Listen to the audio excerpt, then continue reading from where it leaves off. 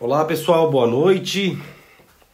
Nós teremos hoje mais uma edição desse nosso projeto que começou lá no dia 16 de março, logo que iniciou toda essa problemática relativa à pandemia e ao isolamento e à impossibilidade da ESA continuar a realizar os cursos que começou no início do ano passado, né? Em 2019 nós tivemos aí 218 cursos presenciais espalhados por todas as subseções do estado.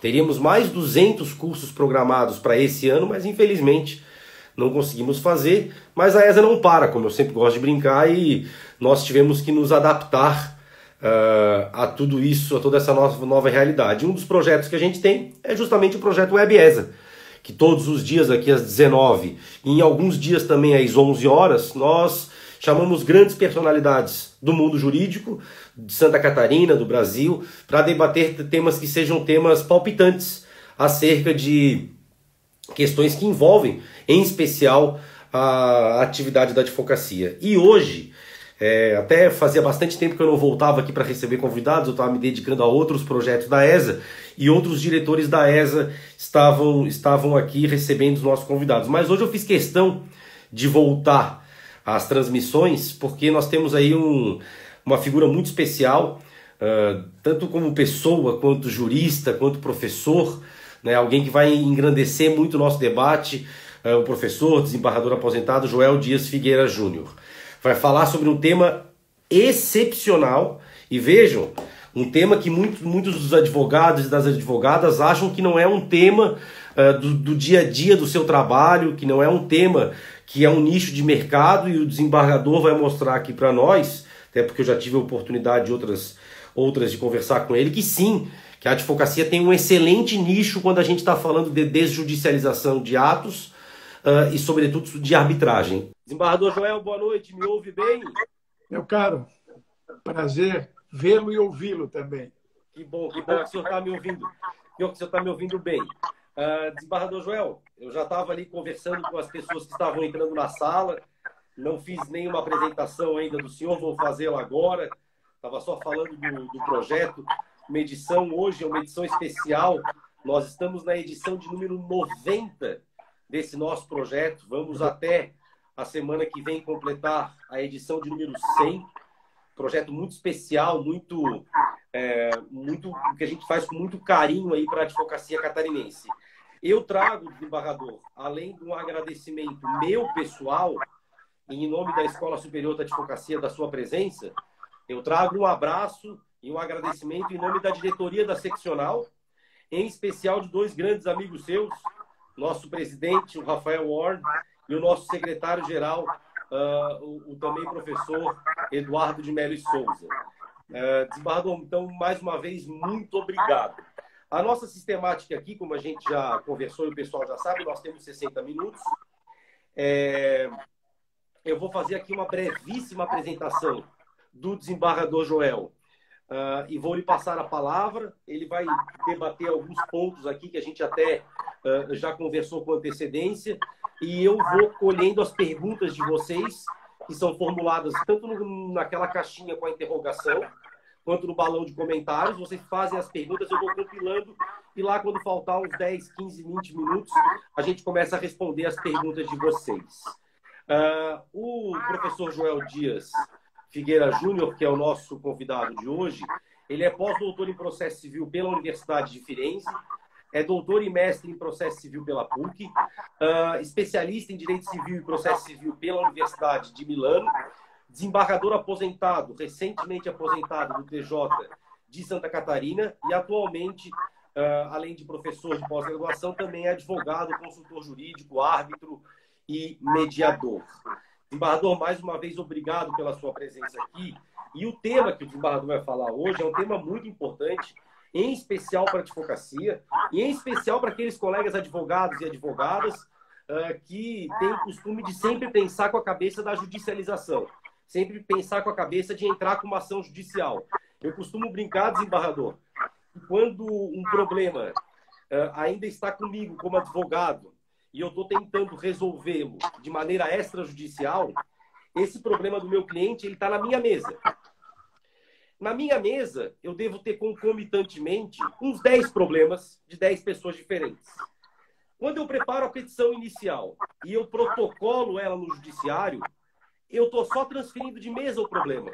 Estou tirando da minha mesa e colocando na mesa do juiz. A diferença é que a mesa do juiz tem 4.000 problemas, barrações, né? Ou mais, né? Então, é com muita satisfação que eu recebo o senhor e já queria lhe perguntar de plano, já lhe passando a palavra, o senhor relatar para nós aqui desde quando e qual foi a motivação do seu envolvimento com esse tema, o tema da desjudicialização, o tema da arbitragem, né? Isso vem do senhor mais da academia, mais da prática? Qual é o envolvimento que o senhor tem de início com esse tema?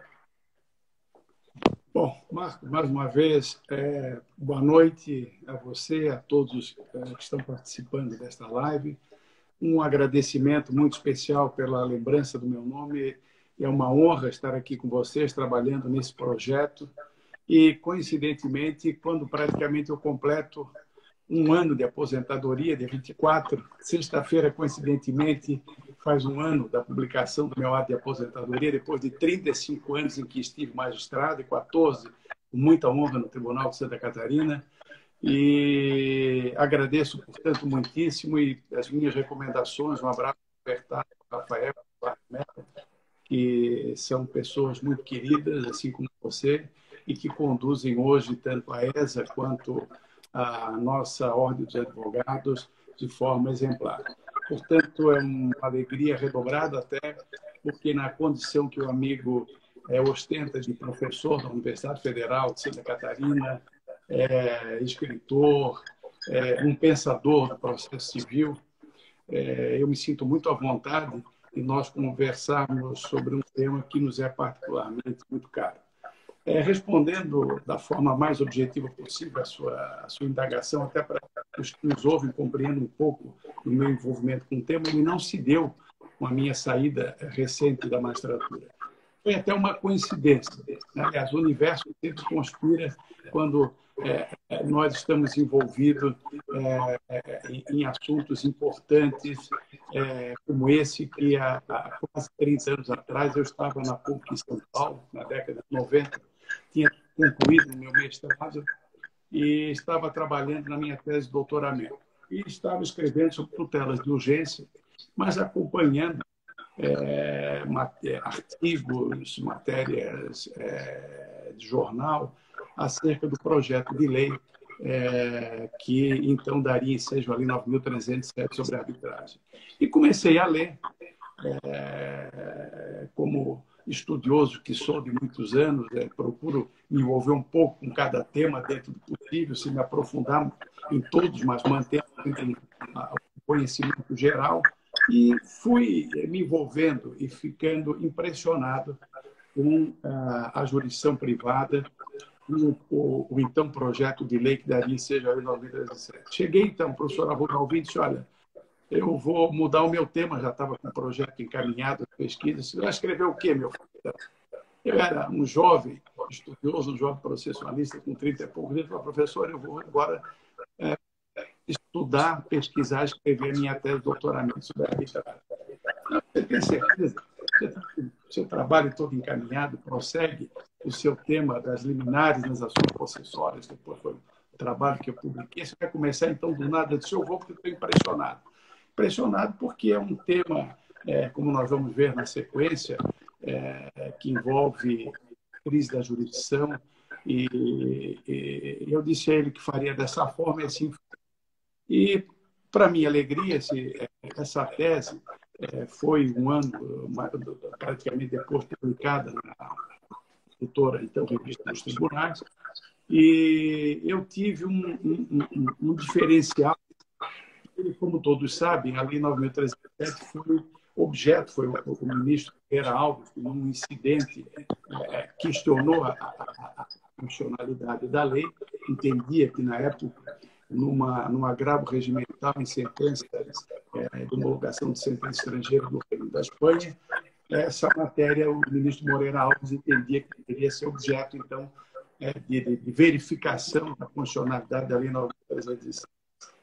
Passaram-se alguns anos para o julgamento desse tema e, no fim, ao cabo, por 7 votos a 4, a lei 37 foi declarada, especialmente o dispositivo que era objeto de debate, o artigo 41, 42 e o artigo 6º, e tive a honra de ter o meu livro, publicado há 2 anos aproximadamente, sobre arbitragem, citado nesse leading case do STF, que ficou para a história da arbitragem.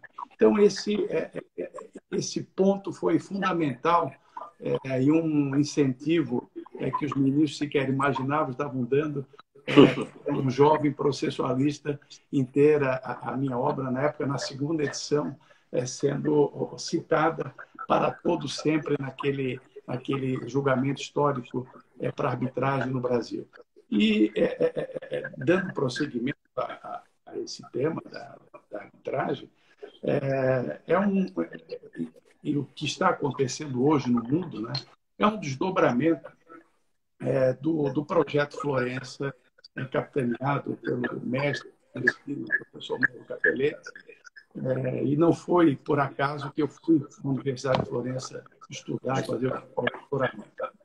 E eu fui aprofundar o meu estudo sobre a arbitragem, estudar a crise da justiça em um local melhor que a Itália, com toda a sua boa doutrina, em parte a legislação, mas tem uma justiça caótica e com problemas. Você só pode estudar efetivamente o corpo humano, os doentes dentro de um hospital. Não há lugar melhor que você analisar a crise do país em que tanto pensa e tanto bem escreve o direito, mas encontra problemas, alguns muito semelhantes ao nosso.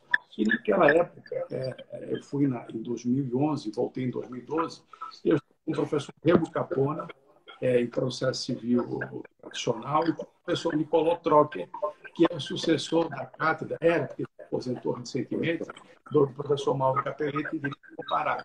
E trabalhou com o professor Capelletti, com Brian Guerra, com muitos outros, no projeto Florença do Acesso à Justiça. Que é um projeto diferente do que pensam alguns, é um projeto que abordava 3 tópicos principais. O problema do acesso à jurisdição estatal para os hipossuficientes. O segundo, um problema da época, nós estamos falando da década de 70, em termos globais, das ações coletivas, que até então praticamente não existiam. E o terceiro ponto, que era como a busca de formas diferenciadas, diversificadas de resolução de controvérsia, com métodos não ortodoxos ou alternativos, as alternativas de dispute resolution. E nessa linha, dessa ADR, a primeira que aparecia, no primeiro plano, era a arbitragem. E como método, técnica de jurisdição para estatal, em tudo e por tudo se assemelha no tocante à resolução impositiva do conflito. E esse estudo, que foi um estudo global, envolvendo dezenas de países, inclusive o Brasil, envolveu estudiosos de todo o mundo, como se sabe. Depois foi publicado em 4 volumes o projeto Florença, o Acesso à Justiça, e é um estudo que acho que nenhum processualista, nenhuma pessoa envolvida com direito poderia morrer sem pelo menos lançar os olhos, pelo menos nas conclusões desse projeto. E esse projeto encontra, e nós vamos chegando ao século XXI, final do século XX, XXI, nós encontramos aqui praticamente uma continuidade com 2 outros grandes projetos. O maior deles é um projeto que deu início no ano 2000, 2001, na virada do milênio, um projeto capitaneado pela ONU, que é chamado, é o tema da nossa exposição, que é fazer uma fusão, imbricar esse estudo das Alternative Dispute Resolution e da crise da jurisdição e desses movimentos que estão ocorrendo hoje. Então, nós temos uma herança de um projeto magnífico que revolucionou a prestação da tutela jurisdicional ao ponto, isso é importante que se diga, que o nosso legislador em 2015, tornou os equivalentes jurisdicionais, como assim são denominados, como norma fundamental do processo civil. Está lá no artigo 3º do Código de Processo Civil, diferentemente do que põe a Constituição, que não se excluirá da apreciação jurisdicional ameaça ou violação do direito. Diferentemente do texto constitucional, artigo 5º, inciso 35, que fala na não exclusão, da inafastabilidade. Portanto, hoje ele está, por norma infraconstitucional, pelo macrosistema do processo civil, está hoje definido como norma fundamental de direito processual, a arbitragem, a negociação, a mediação, e todas são. Esse é um rol exemplificativo do Código que nos traz a absorção de todo aquele megaprojeto antropológico, sociológico, jurídico, que foi o projeto que o professor Mauro Capelletti organizou na década de 70. E, de fato, esse projeto mudou o panorama do processo civil, sobretudo na América Latina e nos países de civil law da Europa continental, trazendo o que ele denominou de justiça participativa e coexistencial. Ou seja, uma justiça que se funda na participação de terceiros, não necessariamente bacharéis em direito. E aí nós tivemos o caso dos juizados especiais, em que é uma forma diferenciada de prestação de tutela judicial, com os conciliadores, mais recentemente mediadores. Tivemos o desenvolvimento dos projetos que deram início na década de 90, por exemplo, a Lei 9.307 no Brasil. A Europa, já em 2003, se eu não me engano, foi uma recomendação do 17 de 2003 do Conselho Europeu, em que definia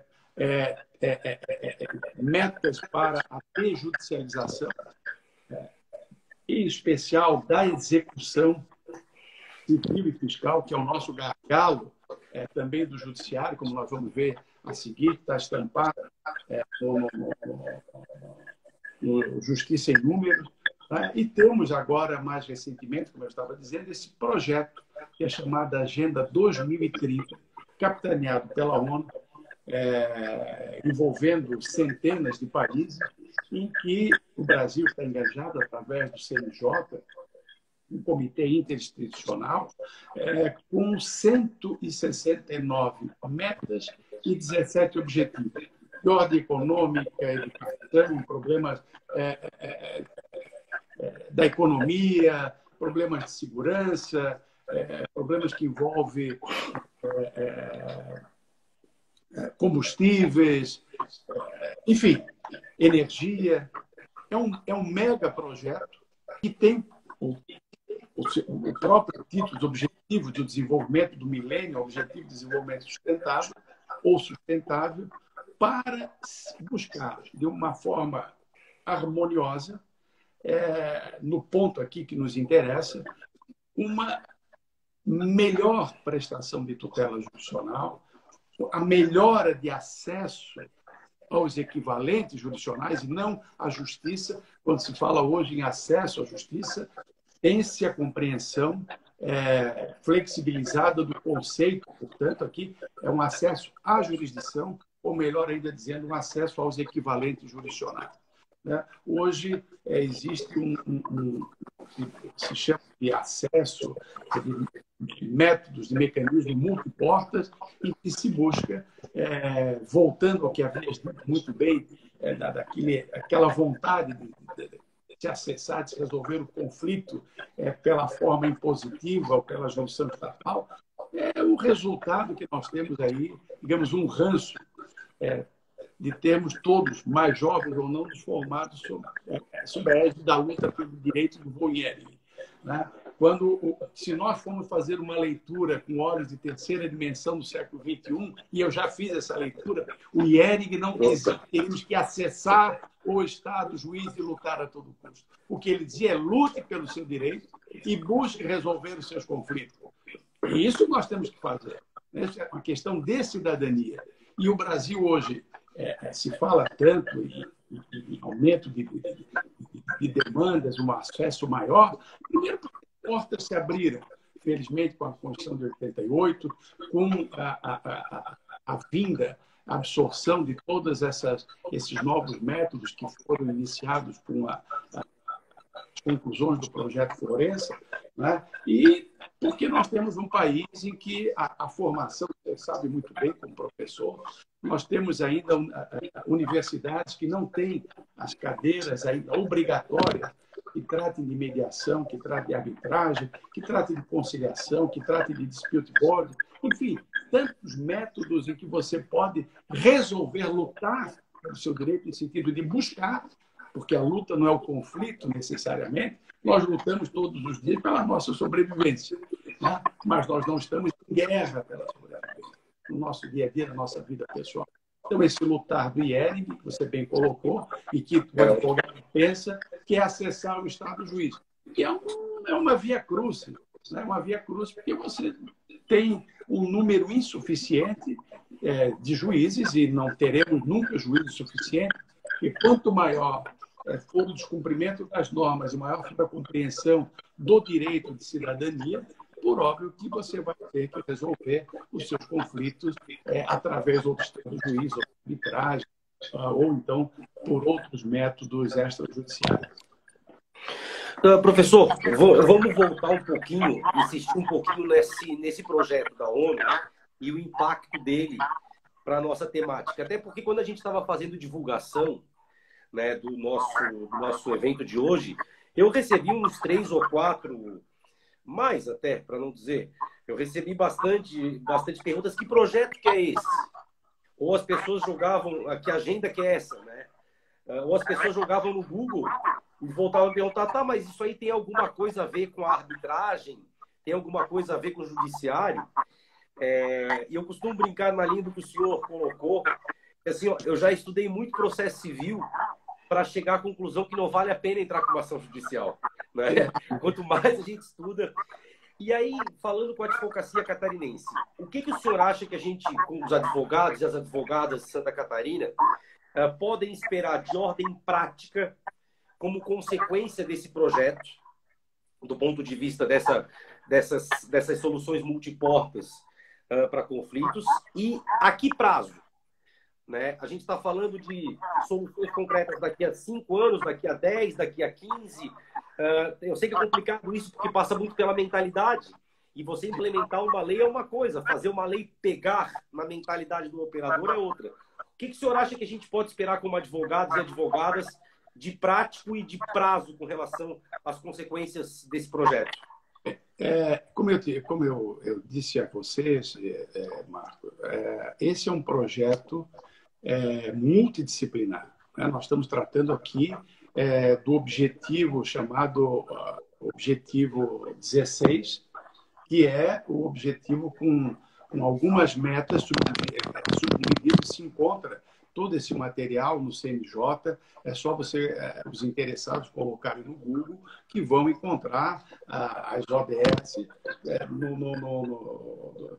em toda a sua plenitude, e dentro do que nos interessa propriamente, nós temos o objetivo 16, que é subdividido em outros pontos, que trata do aperfeiçoamento, da melhora do acesso à justiça às necessidades, do aperfeiçoamento das instituições e de métodos adversariais, arbitragem ou não adversariais e extrajudiciais para a resolução do conflito. Vamos ver, primeiramente, o que nós já temos hoje no Brasil. A questão da desjudicialização do Brasil, ou seja, da retirada de atividades até anos atrás praticadas exclusivamente pelo Estado juiz, não é uma novidade. Nós começamos em 2004, a Lei 10.931, que tratou da retificação do registro imobiliário extrajudicial.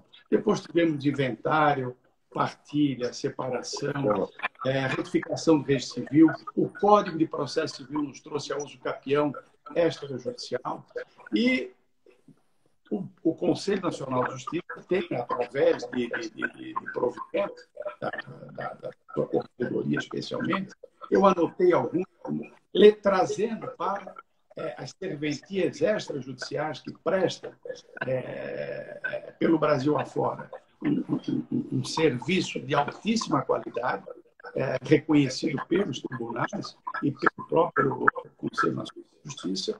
Tem prestado, por exemplo, eu fiz algumas anotações para não passar, os principais. O provimento 65 de 2017 estabelece o procedimento da usucapião extrajudicial. O 65, 67 de 2018, procedimento de conciliação e mediação em serviços notariais e de registro. O 72, trata de medidas de incentivo à quitação, renegociação de dívidas protestadas dos estabelionatos de protesto. O 86, o provimento de 2019, possibilidade de pagamento postergado de emolumentos, acréscimo legal, demais despesas.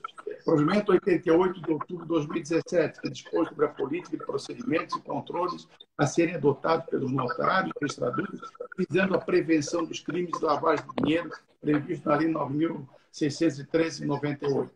Então, nós temos já implementada a desjudicialização do Brasil. Mas isso ainda é pouco. Isso é pouco. E já vamos entrar na questão dos advogados, né, que interessa a todos nós.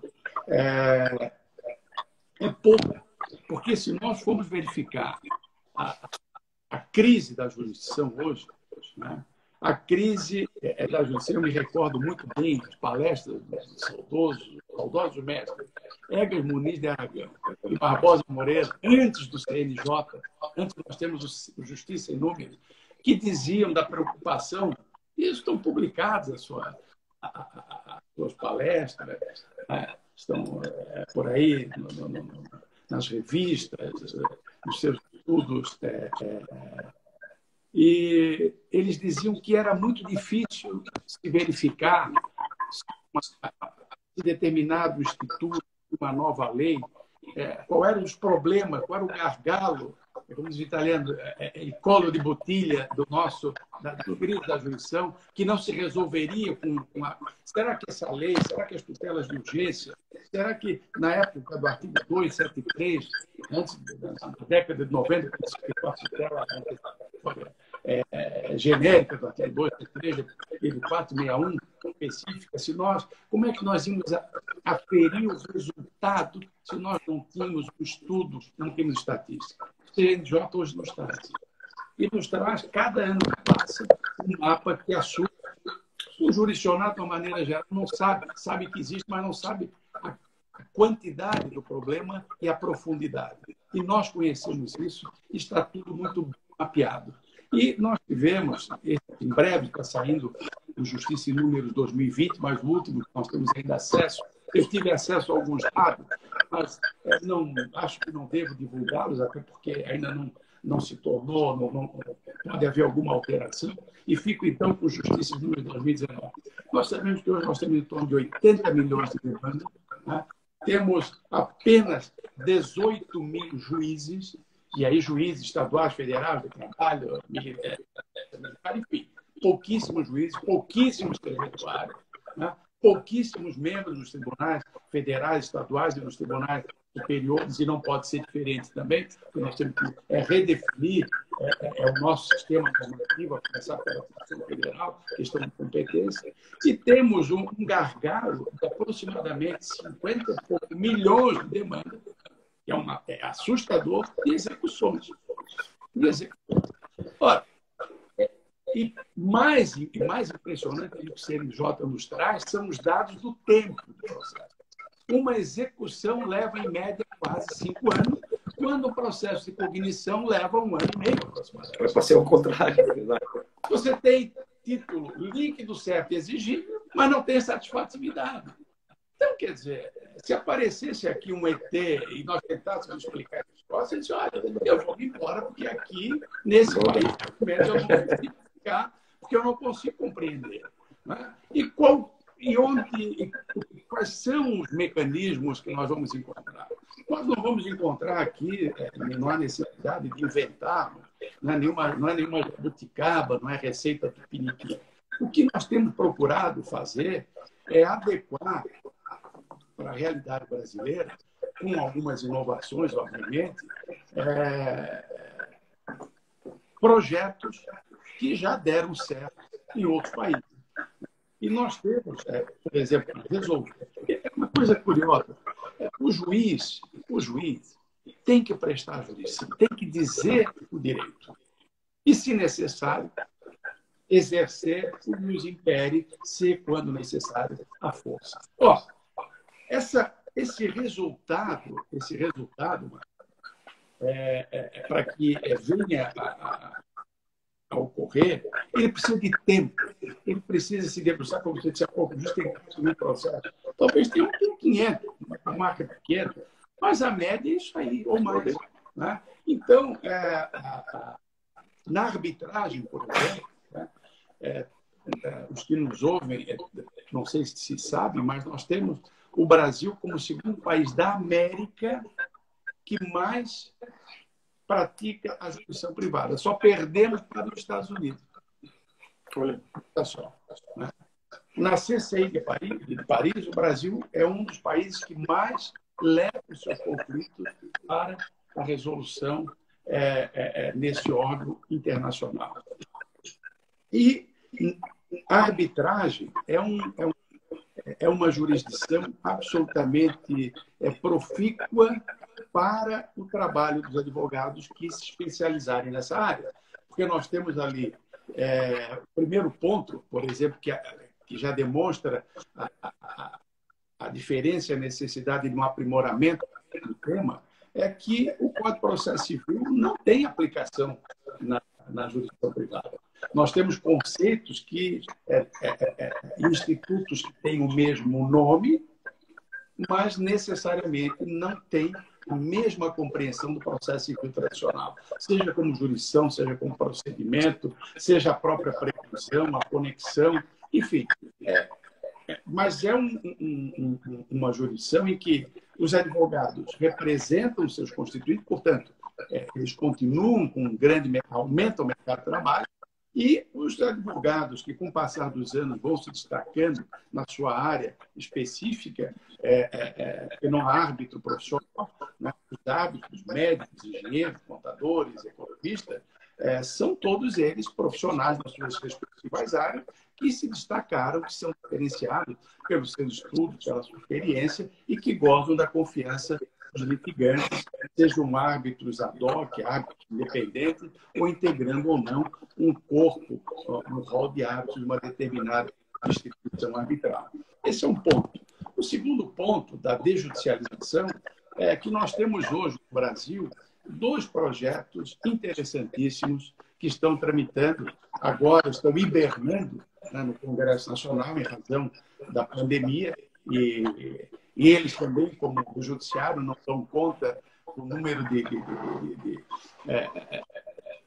atribuições e lá os projetos de grande envergadura também em tramitação, mas nós temos 2 projetos que me parecem interessantíssimos, não só para a jurisdição, para resolver ou minimizar. Resolver, eu não creio, porque o problema é multifacetado da jurisdição.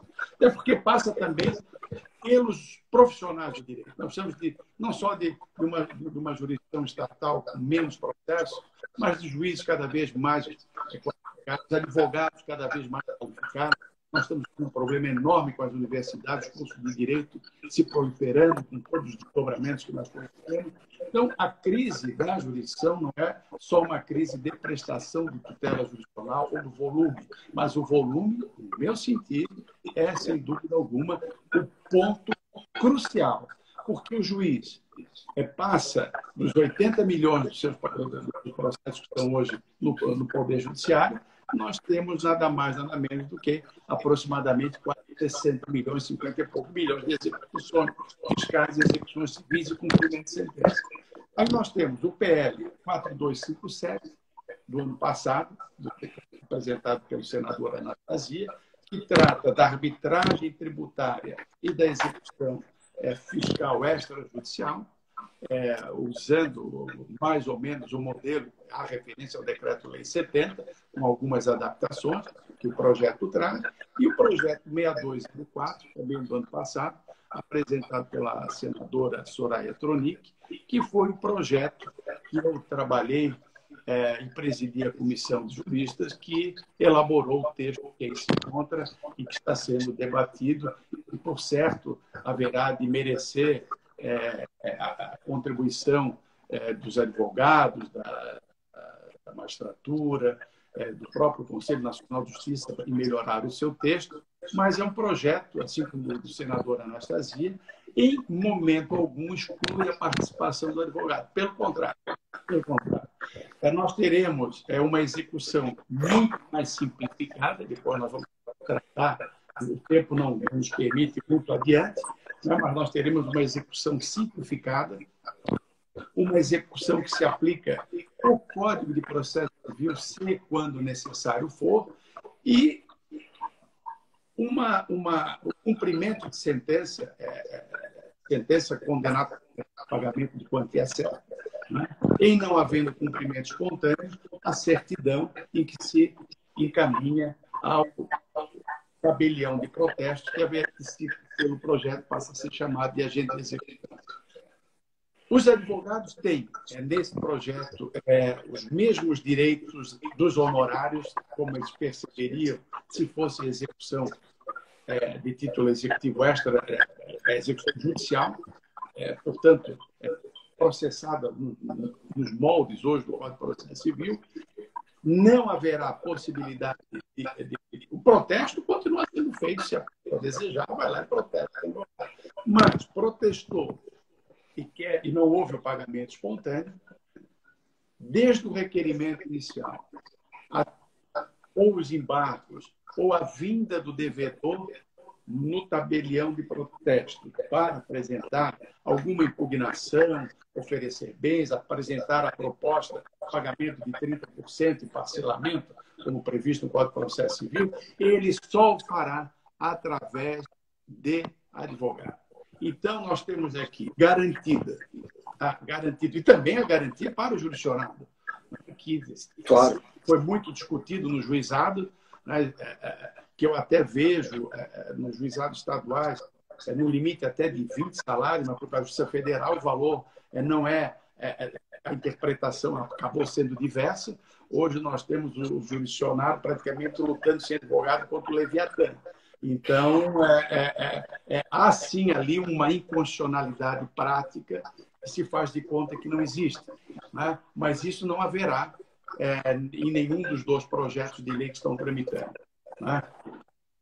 Desembargador, vamos continuar, sobretudo no projeto 6204, né, que, como o senhor falou, o desembargador o professor fala com muita propriedade, porque presidiu a comissão de juristas que é responsável pela minuta de redação do projeto de lei. Nós tivemos várias perguntas aqui pedindo justamente para o senhor comentar acerca do projeto. O senhor já colocou dois exemplos aí importantes de que, para ficar claro para a advocacia, que, na verdade, isso não é uma retirada de atribuições do advogado ou da advogada. Na verdade, é uma grande facilitação do trabalho dele. Porque, enquanto o advogado e a advogada protocolam a petição inicial da execução, que, paradoxalmente, como o senhor falou, demora mais do que o processo de conhecimento, e eles ficam esperando 3, 4, 5 anos, a ideia é que o trabalho dele seja desenvolvido... A média é 4 anos e 9 meses, a média. Ou seja, tem alguns que vão levar 10. Pior ainda. Média de quase 5. Então, a questão é assim, a atuação dele, e eu já destrinchei o projeto e já tive a oportunidade, inclusive, de escrever opinando favoravelmente a ele. O projeto ele deixa claro que os atos que são praticados num processo tradicional, eles passam, de certo modo, com certas adaptações, a serem praticados agora no tabelionato de protesto, mas sempre por meio de advogados. Né? E aí uma pergunta que me foi feita, o ato de protesto em si, ele continua um ato independente de advogado. No entanto, se aquele protesto vai se transformar num procedimento executivo extrajudicial, isso vai depender da presença do advogado. É isso? Vai depender da presença e do interesse da parte. Ela pode protestar com os desdobramentos que o protesto lhe traz, inclusive a possibilidade de uma satisfação, né, de pronto, assim como ela pode, como todo credor, se contentar e ficar com prejuízo. Mas, em havendo interesse em executar, né, a execução forçada, né, ela será simplificada nos moldes do PL 6204 e com aplicação do Código de Processo Civil quando necessário for. Por quê? Porque o agente de execução, né, talvez seja uma das perguntas, Marco, há uma preocupação de transferir o problema. Alguns dizem, mas nós não vamos transferir, só mudar o setor, mudar o problema do judiciário para os tabelionatos. Não, por uma razão simples, é numérica. É numérica, não é questão de interpretação, é questão de opinião. O CNJ nos dá um número aproximado de 18 mil juízes. Desses 18 mil juízes, nós não temos um número exato, né, mas nem um terço desses juízes tem competência exclusiva para execução civil. Sim.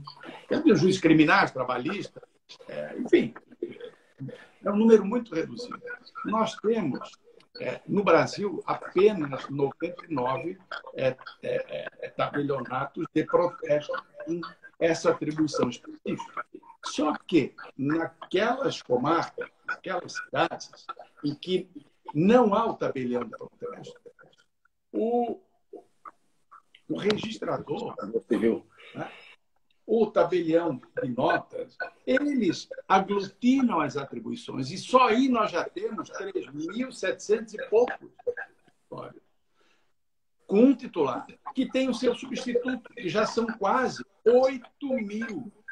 E cada cartório tem, em média, esses são dados que nós tivemos da Noreg, né, não são estimativas.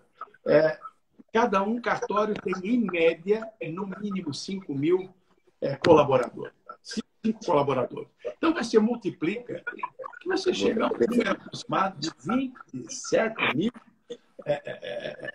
servidores extrajudiciários extremamente qualificados, porque nós sabemos que, por raríssimas exceções, esses cartórios funcionam muito bem, né?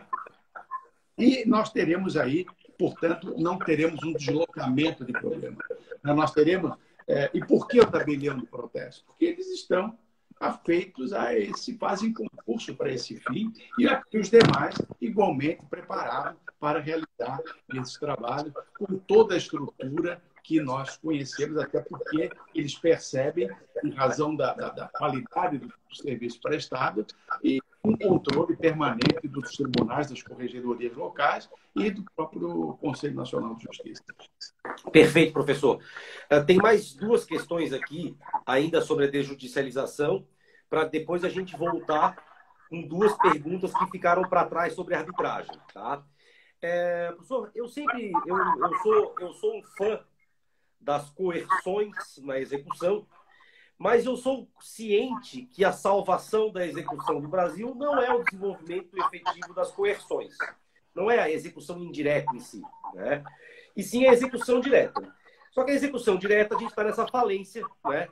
Em especial o sistema de expropriação é um sistema falido. E eu sempre pensei o seguinte, para mim a solução, né, da execução ela não passa por uma ou outra coisa, ela passa por um conjunto de medidas que, para mim, na minha opinião, ela tem dois pilares principais.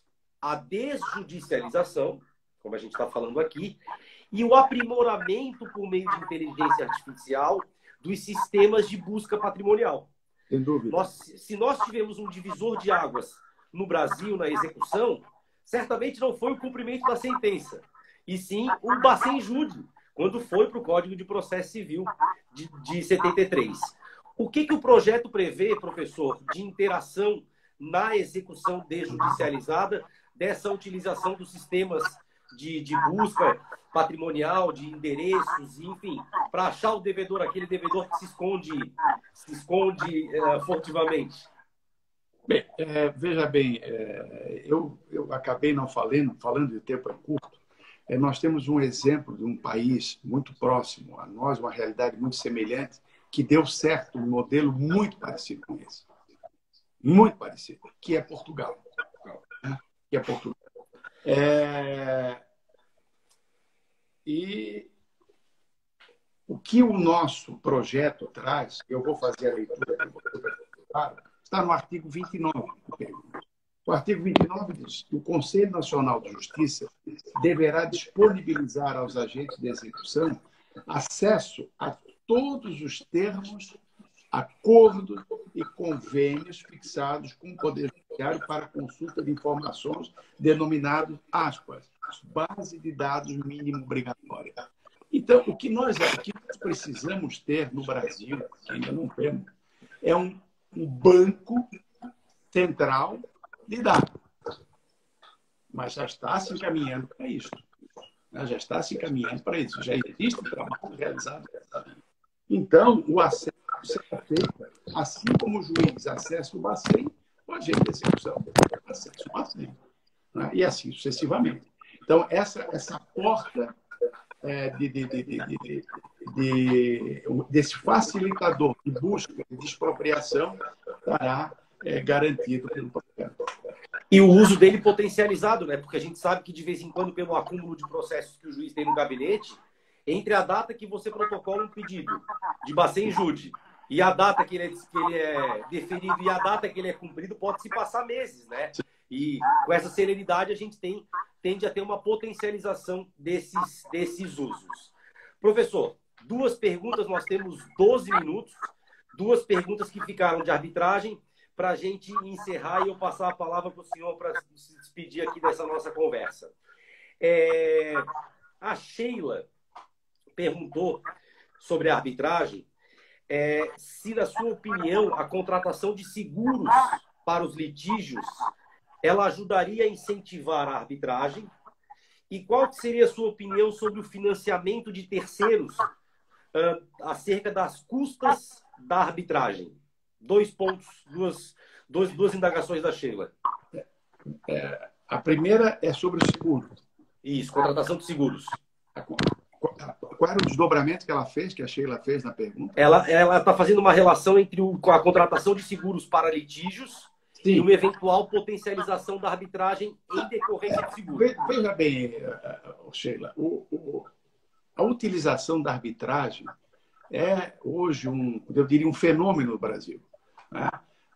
Só que a arbitragem ela é sigilosa, tirando as arbitragens envolvendo os entes públicos, né, que estão também pelo Brasil afora, e não há empresa que contrate com o Estado, não o município, que não insira uma cláusula arbitral, com árbitros e com ente reconhecido corpo que possa efetivamente bem solucionar o seu conflito. Não será o seguro em si que, no meu sentir, irá aumentar ou diminuir o acesso à jurisdição arbitral. O que define o acesso à jurisdição arbitral é o tipo, a complexidade, o valor daquele contrato, daquele conflito. Né? Esse é o ponto.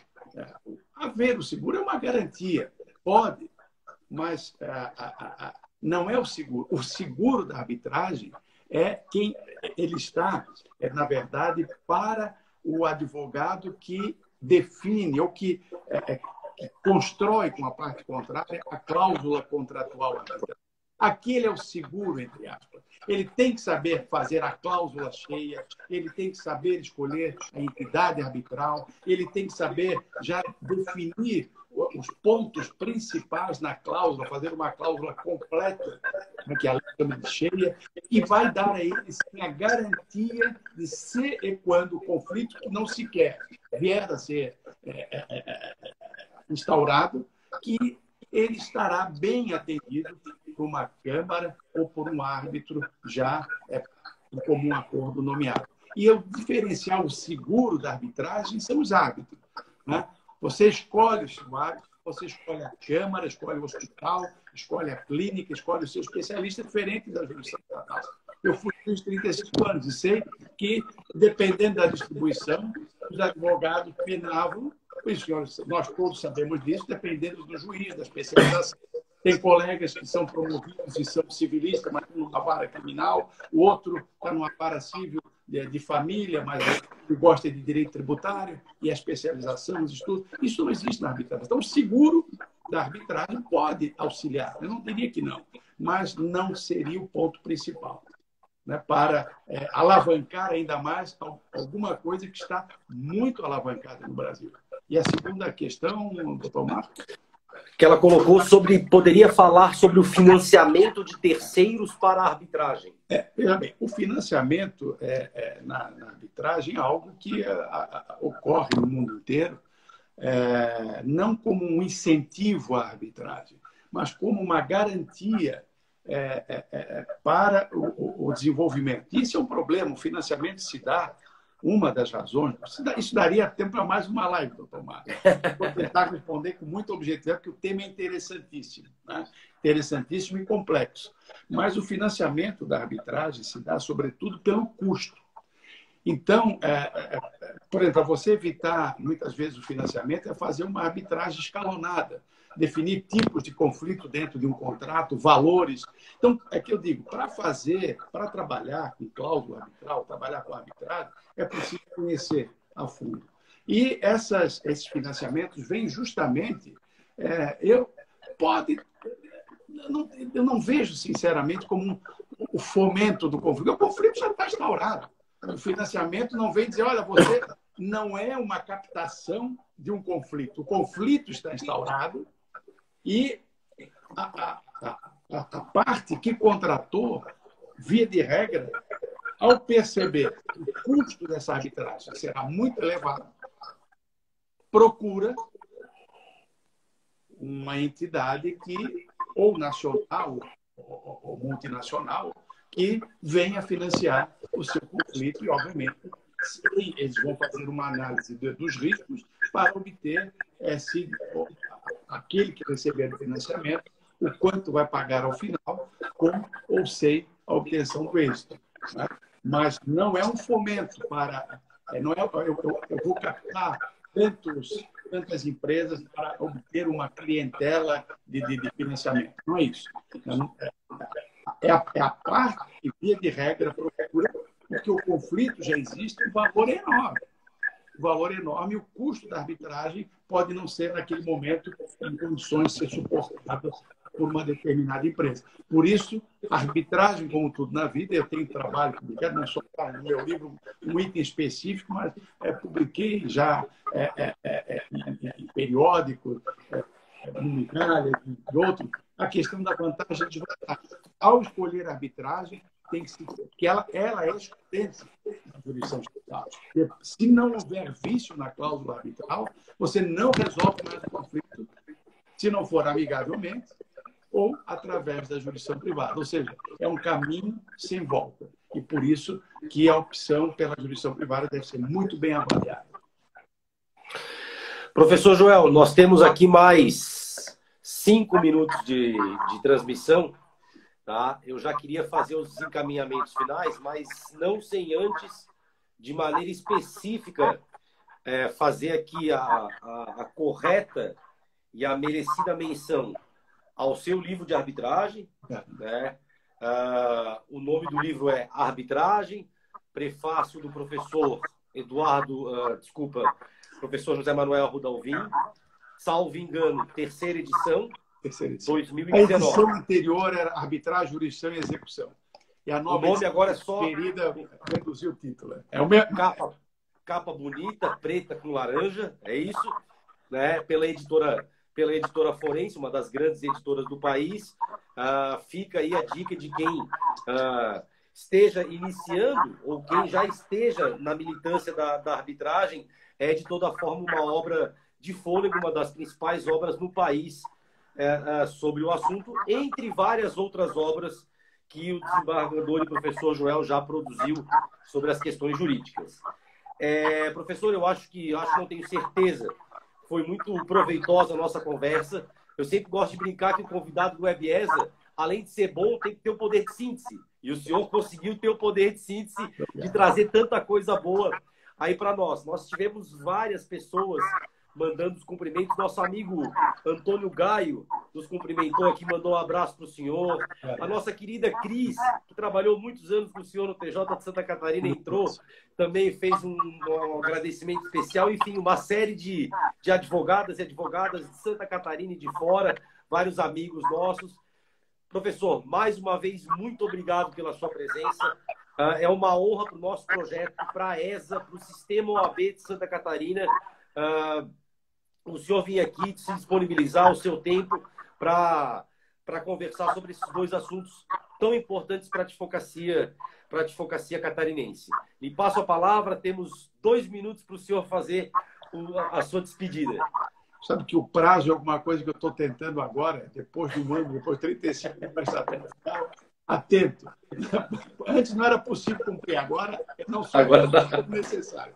Vejam bem, a desjudicialização, eu escrevi isso, tem um trabalho, quem quiser também se aprofundar, um trabalho que foi coordenado pela professora Flávia Ribeiro e Elias Medeiros Neto, intitulado Reflexões sobre a desjudicialização da execução civil.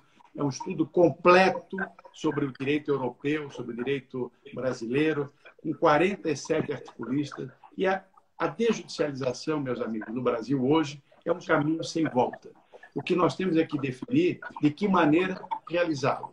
E o Brasil dispõe de serventias extrajudiciais que são controladas pelo Conselho Nacional de Justiça, controlado pelo Tribunal Militar, sempre com a participação dos advogados, e nós teremos, com toda certeza, os projetos que estão e outros que virão, né, e aperfeiçoamento destes que eu falei a vocês, nós teremos, e outros que esses movimentos atuais, né, existe também o projeto do acesso global à justiça, que vale a pena verificar também, que está disponível na internet. São trabalhos que demonstram que a desjudicialização e os métodos não adversariais de resolução de controvérsia são uma realidade e um futuro que se espera de melhor aplicação da tutela judicial. Obrigado. Uma boa noite a todos. Obrigado por terem nos ouvido. Boa noite, pessoal. Não esqueçam, amanhã, no mesmo horário, aqui no canal da ESA, nós teremos uma outra edição do WebESA imperdível para vocês. Obrigado, um abraço para a advocacia. Obrigado pelo convite mais uma vez. Abraço, professor. Obrigado. De nada. Prazer.